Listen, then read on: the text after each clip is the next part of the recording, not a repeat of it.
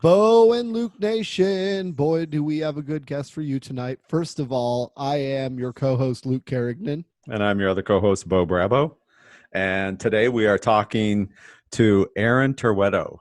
Aaron is a financial planner, retirement planner, Sasquatch / Bigfoot watcher, tracker. And if you don't believe us, just listen in because we're actually going to talk about Bigfoot, the elusive monster that lives in the mountains around Seattle, where Aaron lives and runs his business. And we think he may have some clues. We're not sure, but listen in, folks, because we're going to get into a whole bunch of good stuff. Hey, and if you want to learn more, go to theboandlukeshow.com, click on Apple Podcasts, YouTube, send us feedback. If you want to be a guest, fill out the guest form. We're always looking for input, and maybe you'll be the next person to speak to the Bo and Luke Nation. What do you think about that, Luke?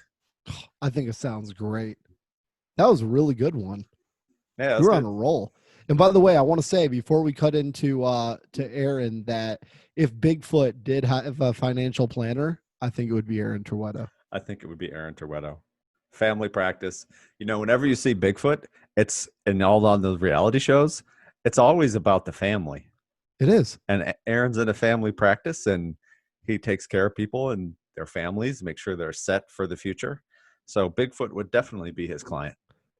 He would. And I think Aaron's the type of financial planner that would sit down and really find out the financial and life goals of Bigfoot. I think you're spot on. All right, folks, listen up, man, because this is a good one. Stay tuned.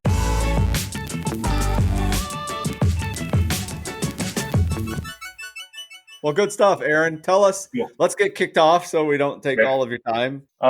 So I grew up just north of Seattle and lived there basically my whole life up until I was 19 years old when I enlisted in the military. And the way my story of enlisting in the military was kind of funny because I was actually working at a Red Robin at the time. And I was on my lunch break and I just absolutely hated my job. I was a busser at Red Robin, which is a burger place for everyone that doesn't know. And there were 3 recruiting offices in the same complex where I worked. There was a Navy, a Marine, and the Army. Wow. And I went into the Marine recruiters, and I went in there and we're talking to them, and I said, I really hate my job. I always wanted to join the military. What can you do for me? And I talked to him for a little bit, and then realized that they decided what you were going to do in the service, and I kind of wanted to decide what I wanted to do. So I walked over to the Army, and the Army showed me this really, really cool video of these great, awesome barracks that I'd live in, and this super, for a 19-year-old to see these explosive, videos of artillery, it was like, oh yeah, that's cool. That's something I could do. And that is what got me in the military. And it's funny because I think I shipped off about 3 weeks after I enlisted. Wow. And it was completely random. Like I went over there, I just had a bad day at work, and I came home and I had called my parents because I'd moved out when I was 18, and I said, hey, by the way, I'm shipping out in 3 weeks. And so that was that. And my mom turned into the most patriotic person I've ever seen in my life. Oh, wow. Isn't that something? After that. So after enlisting, I moved around a lot. So I started off, I did basic and stuff at Fort Sill. Then my first duty station was Korea for a year. And then right after that, I went on my first deployment. I shipped out to Fort Lewis, but then I was there for a couple months and then shipped over to Iraq for the first time. And throughout my military, I ended up doing 3 tours. I was on schedule for my 4th tour and decided, to hang it up and go do something else, and ended up moving to Arizona and went back to college. And another reason why I forgot to add this at the beginning, why I joined the military, was because right out of high school, I tried community college, and my parents offered to pay for it. And to be honest, I wasn't ready for it. I was screwing around. I was taking advantage of it. And I never wanted to ask my parents again to pay for college since I screwed it up the first time. So I figured the military would be a great opportunity to have them pay for my college. Yeah. So in Arizona, I had the plan to go into law enforcement. And I went and got my criminal justice degree. And after my degree, I thought about it long and hard. And a reason I got out of the military was because my body, it was catching up to my body, and figured that if I went into the police force, I'd kind of be in a similar situation. Mm-hmm. And moved back actually just north of Seattle in a town called Edmonds. And my dad has owned a business in that town for 30 years, and he was looking for a succession plan. And I never really knew what he did, and I kind of just did. When I moved back, I didn't have a job in place, so I told him, I said, "Hey, can I just work there for a couple of weeks until I find a job?" And the rest is history. I found out what he did and the impact that he could have on people's lives. And now I'm a financial advisor for the firm. I'm an owner in the firm and actually buying my dad out. So that's the short version. Yeah. No, Congrats. congratulations. Yeah, That's thank you. It's awesome. And thank you for your service to our country. Yeah, thank you. I love the recruiter stories because they always make me laugh, because you look back on them, everybody has a very similar experience, and it just it's like Groundhog Day, because it's the same, relatively the same for each person. And now it makes me chuckle. That's good stuff. And it's funny too, because other than the other deployment, I actually had come down on recruiting orders, and I would have had to re-enlist to stay in to fulfill that recruiting duty. And that was another deciding factor that, helped me decide to get out. Yeah. Gotcha. That did not interest me. So your 3 deployments, were they all Iraq? Yeah. Yep. So my first one was in Tikrit. Second one was in Ramadi Fallujah, and then the third one was in Basra. Wow. So yeah, and it spanned from 2005 to 2011. Goodness. Those are some crazy places to be.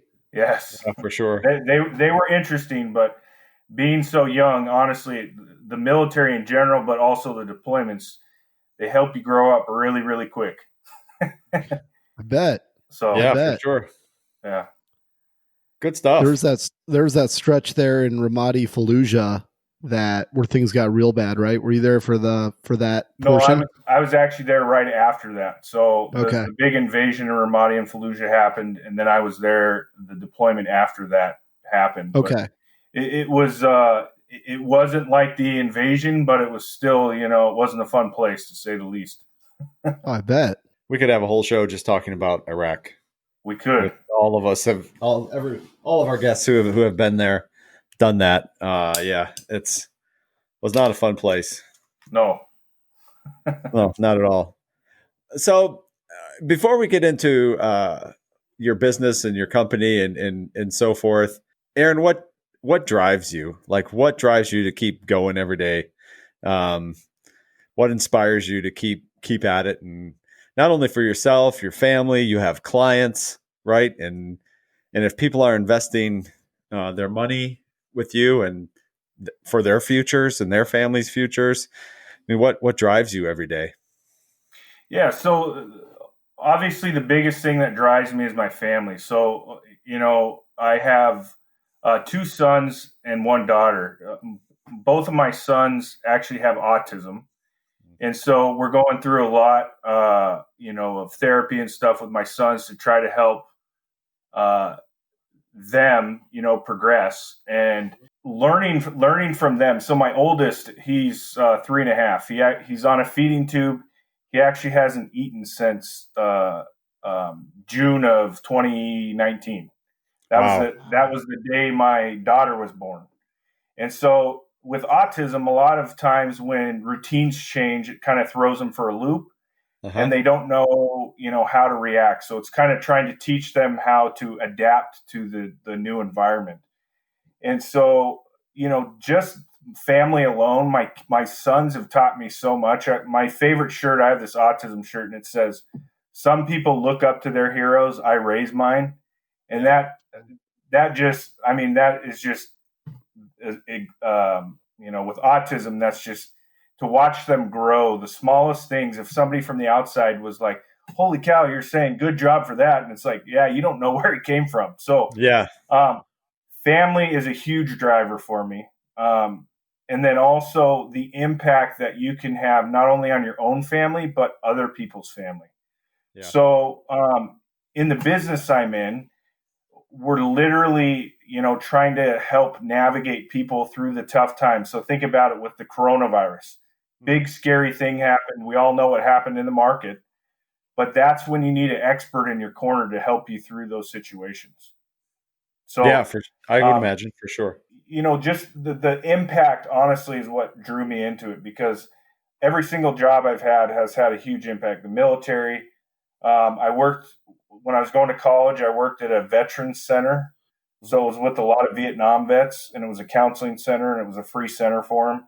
And the impact that you can have there, the business I'm in now, it's just everything that revolves around helping people is what I enjoy. Yeah, that's fantastic.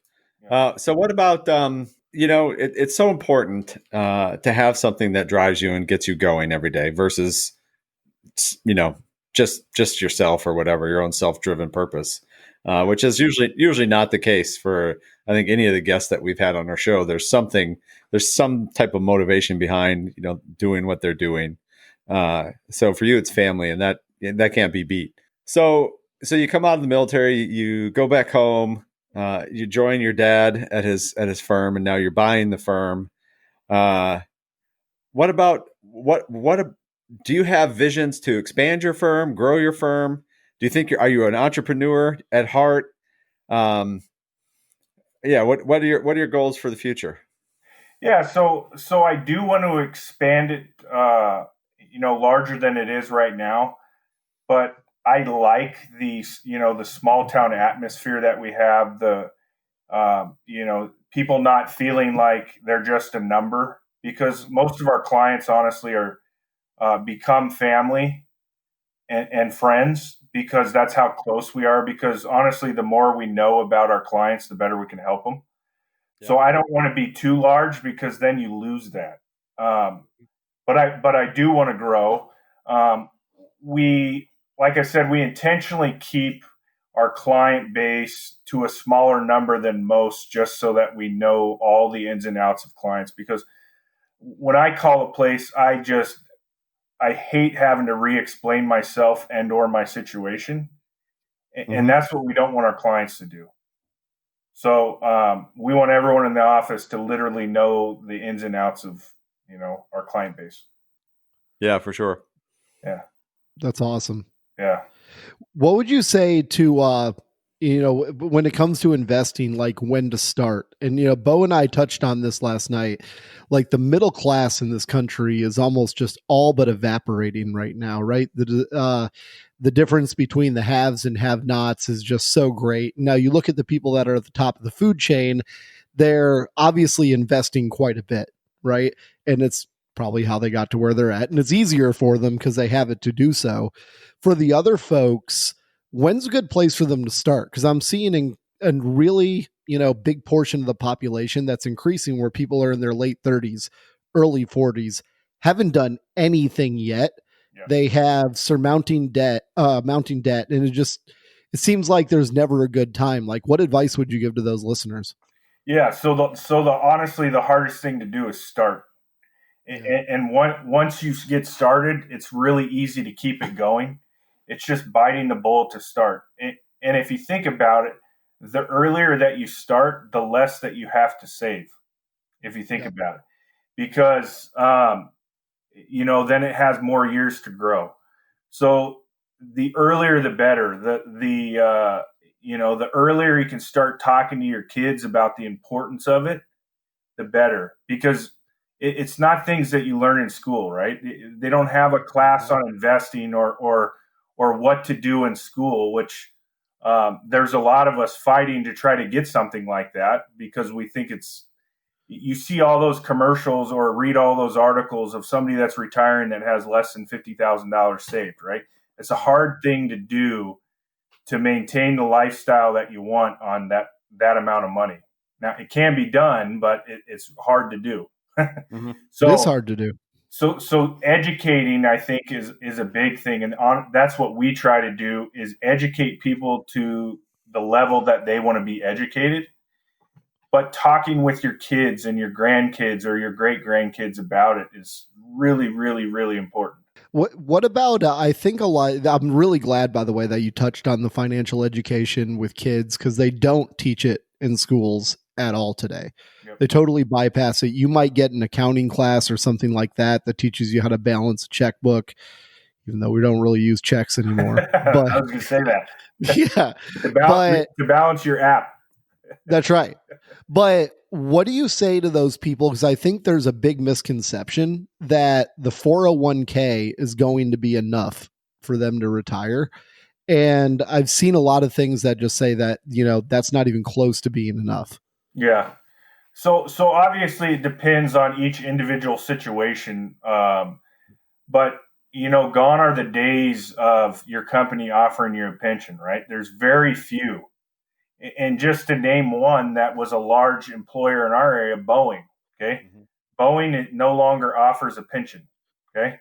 So those big companies, because of the liability that they have by offering a pension, they no longer do that. So it's in your best interest, and it's on you to save. Honestly, it all depends on the client situation, if the 401k is enough or not, and what their income is. But it's a great way to save, and then also get money from your employer, assuming the employer has a match, right? So most people, when I look at it, I say, if you can't save, most people can't max it out, right? But at least get the money from the employer if you can, right? Because that's a benefit that the employer is giving to you, that it's your responsibility to take advantage of it. But a lot of people do need to save out of their 401k because, like you said, it's not enough. But again, it's pretty, it's based off of the individual. So it'd be hard to, generalize it to say if it is or isn't. But most people need to save outside of the 401k. I would agree with. And the thing with the 401k too is you need to have somebody look at it, because a lot of 401k plans, if you don't make a decision, they make a decision for you, and it might not fit your needs. So that's why you need to have an expert do it. Yep. In our opinion. And one thing I want to call out to the listeners is people like Aaron exist because most people in our country absolutely suck at financial planning and planning for their future. If we were good at it, then there wouldn't be a need for this industry right now. And it's a big, big industry. So I mentioned that because it's an uncomfortable topic for a lot of people. And I think a lot of listeners out there, they kind of get in a rut where as they get older, each year passes by and they go, oh my gosh, well, it's almost embarrassing to talk about it at this point because I haven't done all these things that like people say that you should do. Well, listeners, it's not too late, and don't be embarrassed about it because you are the majority. If you haven't started yet, you're the majority in this country, right? Correct. Yeah. You're not alone. And my best advice is find somebody that you can trust. Find somebody that you can literally, sometimes we hear things that, husband and wife haven't even told their kids yet, right? So sure. Find somebody that you can trust and not necessarily offload everything, but somebody that you can trust so that you can spend your time doing things you enjoy.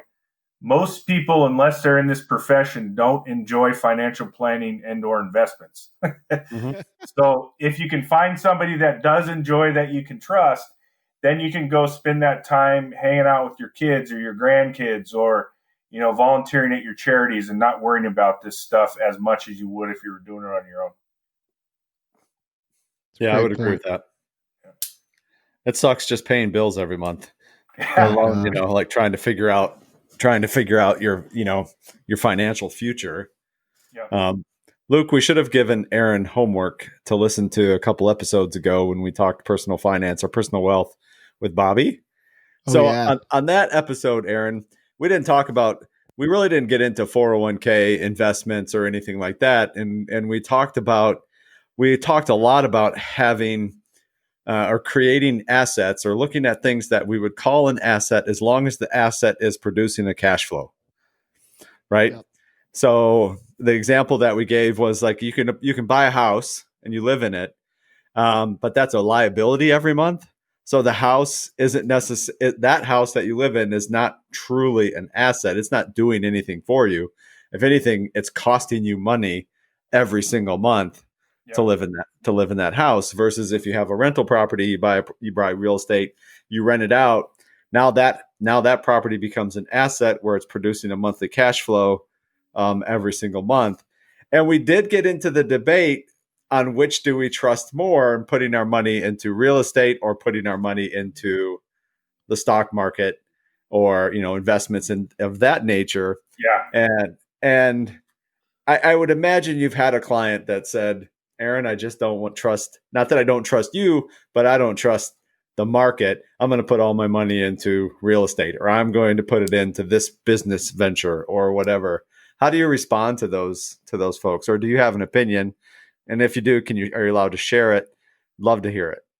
Yeah. So we always put the little disclosure at the bottom when people ask us about real estate stuff. My dad and I do. And we say, if you want real estate advice, we're probably not the right people because we're lousy at it. That's not our area of expertise. And we don't want to portray like we're the jack of all trades, because no one can be the jack of all trades. Yeah. So what we do is we have a team of experts. And that's not necessarily somebody physically on our team, but it's somebody that we have a relationship with, that when we're not the expert, I know a lot about taxes, but I'm not a CPA, so I can't give tax advice. I know a lot about estate planning and so forth and so on. I don't want to get too far in the weeds, but yeah, I don't have the schooling for that. I just have the time that I've been in the industry that I know. So I don't try to say that I know it all. And I say, if you want the advice on that, go see XYZ, because I'm not the right person for that. But when we have conversations about that, we honestly, the only thing you can do is just look at history. And you can figure out whatever you want in history as far as the market or the housing market or whatever, depending on what date range you pick. Yeah. So to be honest, I think it's more about what your comfort level is, because we've had clients that have been in real estate in the past and are out of it now, because most people don't like getting the 8 p.m. call that their water heater went out when they're retired in Hawaii or even at home, right? So there's less quote unquote maintenance of a stock portfolio. But yes, you are putting your trust in other people that are running businesses. So we always tell people the better option is to diversify and buy thousands of companies versus individual ones, because your risk level is a lot higher if you have, one company or whatever that may be. So yeah, for sure. Sure. Yeah. That makes total sense. And it's a different animal too, right? If you're going to go the real estate route and we went down the rich dad, poor dad, like Robert Kiyosaki thing, which we're all fans of, but it is a different animal. If you want to beef up your financial IQ, go look at places, find the deals, and then, have them renovated and then cash flowing. It is an excellent option for listeners out there, but completely different animal. Like if you're not good at it, you're going to fail.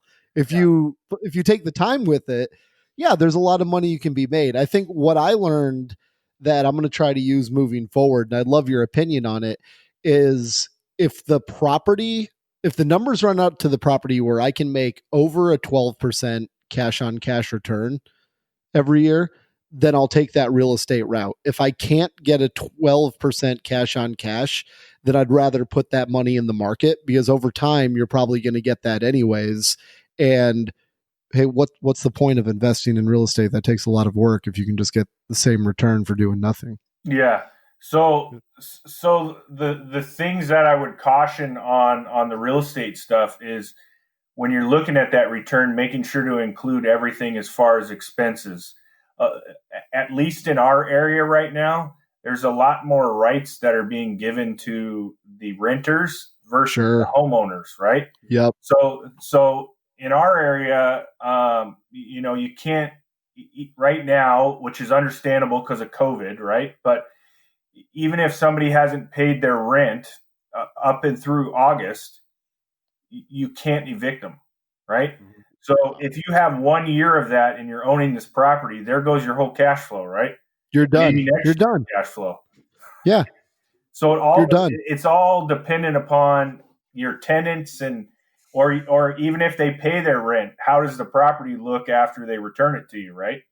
Yep. So those are the things that we have to look at, and we always, a lot of people, especially when they're retired, there's a lot of people that have made a lot of money in real estate and get out of it when they're retired because they don't want to deal with it. Yeah. Yep. And the flip side of that is a lot of people have made money in real estate and are still in it, right?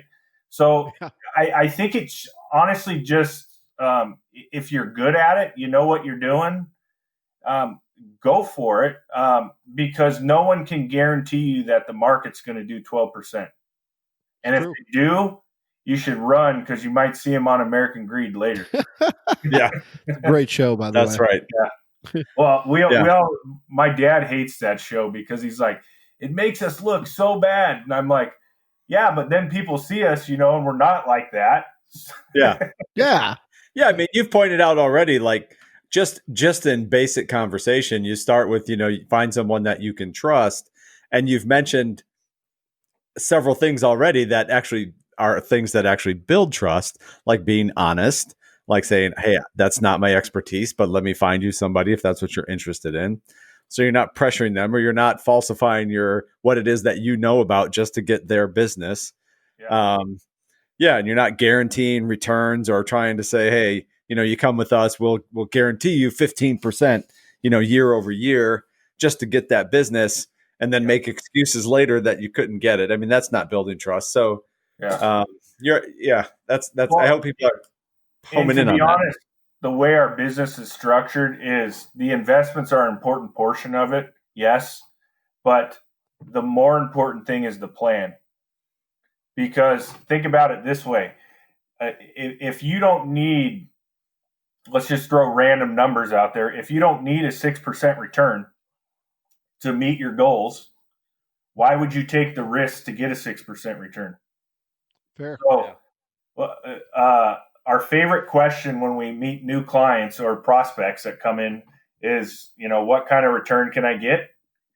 And our question back to them always is, well, what does your plan require?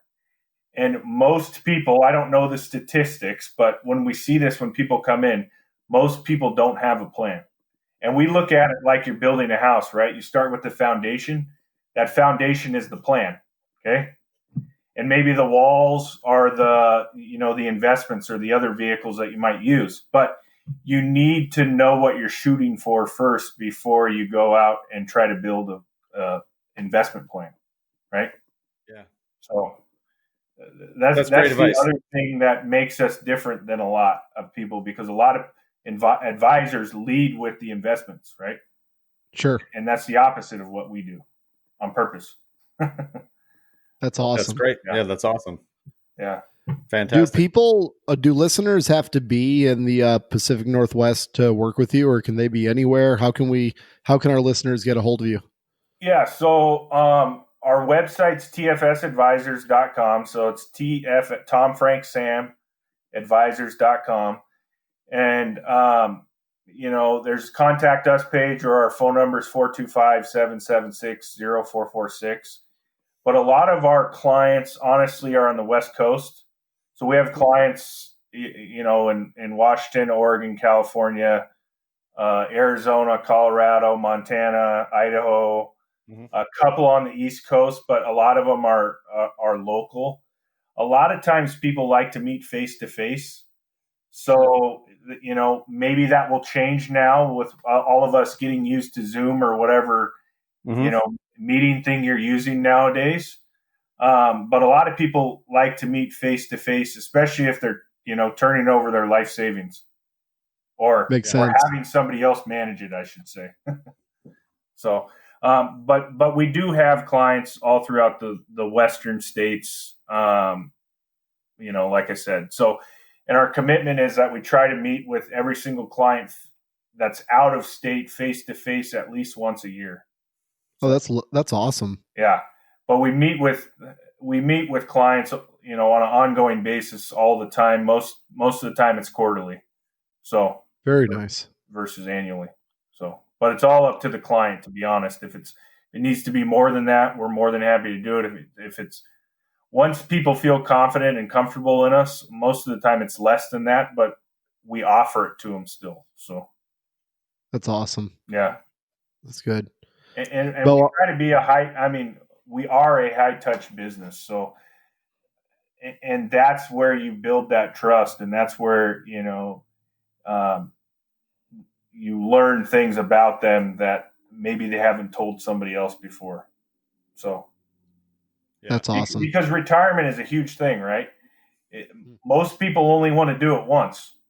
And if you only want to do it once, you've never done it before. So that's where hiring that expert comes in, because, we've helped many people retire before where it's not our first time. That's awesome. Yeah. Aaron, what advice would you give someone listening that wanted to do what you do? If they thought, hey, they really had an inclination, they want to be a personal finance advisor. How do they start? Where do they go? Yeah. You a little bit different for you because it was a business that your father was running and you had an opportunity to join. But someone out there just thinking, this is something I would really love to get into because they like helping others. They like helping people plan, or they think they would like it. How do they get started? Yeah. So my best advice is talk to somebody that's in the industry and pick their brain to really see if it's something that you want to do. Because with any entrepreneur or anyone going out and starting their own business, you're going to quit 100 times, right? Yeah. But you have to break through those quitting times and have somebody that you can chat with in the industry that might have been through what you're going through right now. But there is an exam, it's called the SIE exam that you can take. And it's kind of just a brief overview of all the topics that you that might cover in a more in-depth test. So they've changed the testing procedure since I took the test, but it used to be, I believe it was a 7-hour exam for the first test. Okay. And so it's pass or fail. It's like, you could get it wrong, miss it by one question, and you're taking the 7-hour exam again. Right. So, but there's multiple different exams depending on what you're doing. But I would say find somebody in the industry that you can chat with first, because it is a lot of work.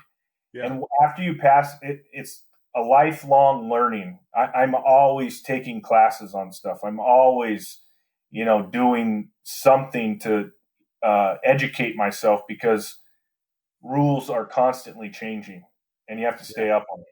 So a lot of colleges out there are actually offering financial planning minors and majors that you can actually go into.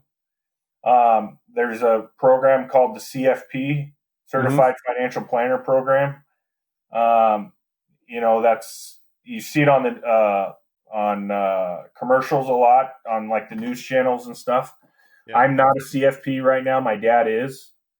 But that's another way you can find mentors through the CFP. Right. So is it a profession that someone can truly start out and be a solopreneur on their own, or do they need to start with a firm or an agency, like a business like yourself first? Or are there, I have no idea. So I'm asking, I'd imagine other people have the same. Are there platforms to use? How does this? Yeah. So you can do both. You can go out and start it on your own. That's the hardest route to do, right? Yeah. Because you're going to have to build all your own systems and so forth and so on, especially if you don't have a mentor. You're not going to know what systems to build, right? Yeah. The not so, it's still hard, but the lack of a better term, easier route would be to go to an established business and try to become an advisor there. Like we had an intern last summer that we were doing that with, and he is now going to work at Vanguard. So, I mean, a lot of advisors have internships, or even if it's you go out and start. And, the way I started was I started from the bottom level. So literally I was putting stuff in files when I first started working for my dad. Yeah. Because I wanted to know what it took, not only to run the business, but also when I have employees under me and I tell them, hey, I need this item done by XYZ deadline, that it was actually a realistic deadline that could be accomplished, right? Yeah, sure. Because what I see in a lot of companies, sometimes when people get higher up, they forget where they came from and they forget the different levels that it takes to get a certain task done. Mm-hmm. And they have these unrealistic expectations, and then that turns into turnover, right? You guys know all about that. Yeah, exactly. That's right. In HR, right? Yeah. No, I think that is absolutely great advice, because there is so much value in starting, even if it's, and we talked last night with our guest, Colonel retired Rob Campbell, about entrepreneurship, and he made similar comments about, you could go out and do a startup, but it might be worth your while to get into the industry you think you have passion about or want to join and learn how it's done and so forth for a little bit of time. So starting at the bottom, and learning all the tasks to get to where you are today just makes you that much better of a business owner and a leader for your staff and your people, because you understand every job that it is that you're asking people to do, because you've done it. Yeah. Right. Yeah. Yeah. That's super good. Yeah. And that, I think I got that from, learning in the military, right? You start at the bottom ranks and then you work your way up. Yeah. And that's one of the things I took from my military experience. The other thing is being able to work with people, or through conflict, maybe that you don't necessarily have the same opinion with or the same beliefs on. That helped. I mean, that's helped me a lot too, because you're going to face people or your clients or whatever the case may be, whatever industry you're in, right, of conflicting beliefs and what your own are. That doesn't mean you can't work with them, right? That's right. So absolutely. How much of it, when you're getting it, so if like you're just getting into this to start with, is there a big like business development aspect of this? Like how do people initially find clients when they start doing this? I come from sales, so like the way that I start getting clients is I just start knocking on doors or cold calling people, just the good old fashioned way. Is there a lot of that, or is it a little bit different? So I think Edward Jones, which is another big financial advisory firm, actually still does that. A lot of our business development, since my dad's business was already established, sure, we have a big presence on social media and blogging, and we're getting into webinars and short videos and so forth and so on. So that's how we do our business development. But if you're going out there and starting your own business, I mean, it's nose to the grindstone, right? Like every other business, you don't have that, backbone that you can lean on of, hey, the firm has, XYZ numbers of experience, right? You're literally trying to convince somebody, hey, will you trust me? If you can trust me, will you trust me with your life savings? And FYI, I've been in the business for a year, right? So that's an uphill battle. Not saying that it can't be done, but it's definitely an uphill battle. And when you partner with somebody, you can come in with the approach of, we do this as a team. Yes, I only have a year, but the firm and the team that you have behind you has decades of experience, or whatever the number may be. Right. That's what we do. I've been in the industry for 8 years, so it's longer than some, but it's not 36 years like my dad. So right. We still take the team approach, and people love that, because they know it's not just your ideas and you're bouncing them off each other, right? Because I might think of something in my case that my dad doesn't think of, and so forth and so on. So That's awesome. yeah, I bet your dad loves having you there, man. That's super cool. yeah. Most of the time he does. If he was on this, he might disagree, but no, I'm just kidding. No, we love to have fun at the office. We're we joke around a lot because it is a a sensitive topic for some people to talk about, and so we try to bring some humor to it, just to make it fun. Even to the point of our office is like it's set up like a living room. So, cool. Oh, wow. So, and you'll never find my dad and I in suits and ties because it's, in my opinion, I think it's a little standoffish, and sometimes people come in and they feel like they're underdressed, and we want them to feel comfortable. So you'll never find me in a suit jacket and a tie. That's awesome. Good for you. So a little more dressed up than I am now in a polo shirt, but no, I get that. That's being aware, having awareness of your clients and your environment and making them feel comfortable, which builds trust. That's awesome. Fantastic. Yep. I would do a robe in the living room setup. Yeah. Just be like, is this too casual? Is this what you guys had in mind? Kind of risky nowadays with all those viral videos or something, isn't it? Yeah. Oh, that is risky. That's true. That's true. I think you're doing something else. Yeah, that's right. That's right. Well, I'll have my suit on underneath the robe. Oh, there you go. There you go. Yeah. You'd be like Hugh Hefner, walk around with a robe. Like a silk robe. Embossed. Yeah. Embroidered with my initials on it. Yeah. Hey, I have a really weird question to ask about the Pacific Northwest, and Bo is just going to either love or hate this question, but I'm dying to know. Isn't Bigfoot from the Pacific Northwest, like around the Seattle area? Like I heard that's where the Bigfoot action is. Is that correct? So they say, yep, up in the Cascade Mountains. Okay. So okay. I've never seen Bigfoot myself, but do you know anybody that has seen Bigfoot or claim they have seen Bigfoot? Or yeah, I can't say I have, but there are different areas when you're driving through Western Washington that apparently Bigfoot was there, up in the mountains. So have you ever met anybody that is a Bigfoot hunter? Or not like hunt? I guess you wouldn't hunt Bigfoot per se, right? But Bigfoot stalker. Yeah, Bigfoot stalker. Yeah, Bigfoot watcher. I can't say I have. Apparently, I'm not hanging around the right crowd, right? I went up to. I was in Portland one time. We went to Multnomah Falls. And we went to this gift shop. And the reason why I ask is I had no idea that this was going on over there. Like I thought Bigfoot might've been everywhere. He's not. He's in the Pacific Northwest. And in this gift shop, they had tons of Bigfoot memorabilia. No kidding. And I was asking my friend, I was like, is this the woods where Bigfoot's at? And he's like, yeah, man, it is. Like people go Bigfoot hunting all the time. It's really big out here. That's how we keep people out of the Pacific Northwest, right? We make them think we're crazy with Bigfoot. Yeah. I think it's awesome. Yeah. Well, apparently all those folks who have their own reality TV shows about Bigfoot hunting are not seeking out personal financial advisors and trying to offload all their cash onto Aaron. Great segue. Yeah, that's true.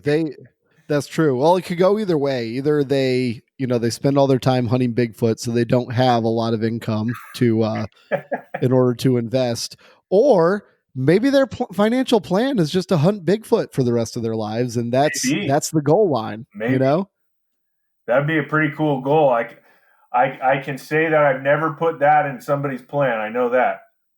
Oh, that'd be great. But there's always a first. Yes, listeners, somebody please out there in the Pacific Northwest walk in there and tell Aaron your goal is to hunt Bigfoot for the rest of your life. Oh, that'd be great. I'm gonna wait for that email or text and say it worked.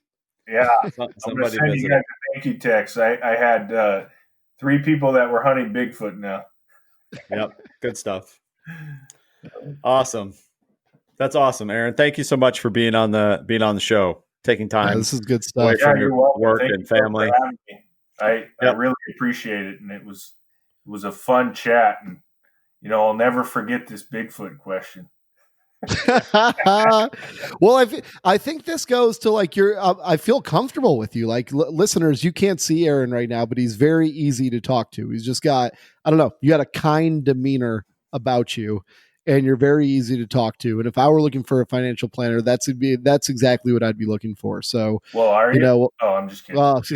actually, you know what? And I'll make a call out here. I'm kind of locked to mine because he's my brother-in-law. So Okay. It's my wife's brother. So got it.